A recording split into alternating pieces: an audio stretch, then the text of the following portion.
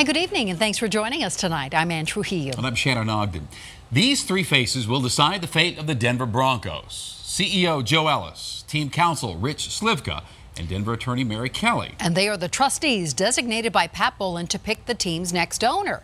So far, they haven't said much about who's next in line among Bowlen's 7 children. Well, today, one of those children, daughter Beth, took matters into her own hands. Denver 7 Sally Mandu is following this story tonight.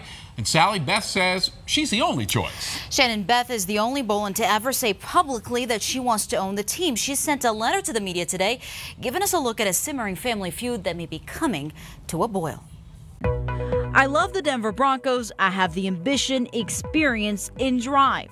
Those are the words Beth Bowlen Wallace used to make her case that she should be the next owner of the Denver Broncos once her father, Pat, passes away. Problem is, it's not her choice to make.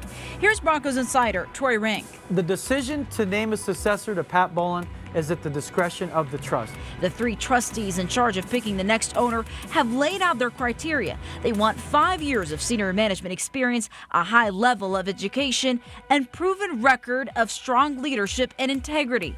Beth says she checks all those boxes. The trustee says she doesn't. There are rumors that they were unhappy with her performance when she worked for the team from 2012 to 2015. The minority owners reached out to Denver 7 today, multiple, and saying they support her candidacy. You think that would help her? No, because the trust makes this decision. Bowlen's 2 youngest children, Annabelle and Christiana, don't meet the education requirements. His son, John, misses the integrity requirements. He's got a DUI and a domestic violence charge on his record. Son Patrick has the experience but lacks the education. And eldest daughter, Amy, lives in Hawaii and hasn't expressed any interest in owning the team. She said today she supports Beth's bid. She's 47.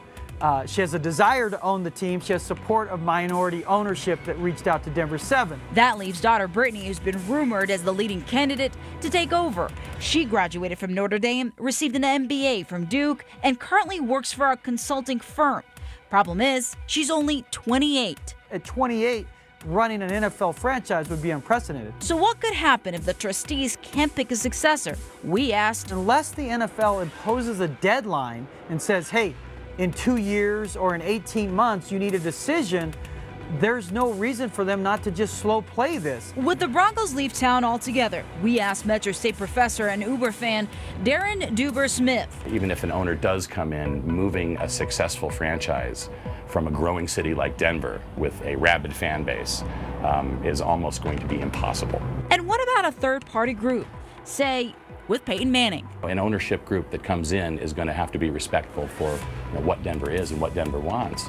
But Denver itself has changed so much in the last 10 years that I would question what that really is at this point. Now late tonight, Bronco insider Troy Rink has learned that CEO Joe Ellis has been extended in his position for a number of years, which would buy the team time to groom a successor. Now, and Shannon, Forbes says the Broncos are worth $2.6 billion.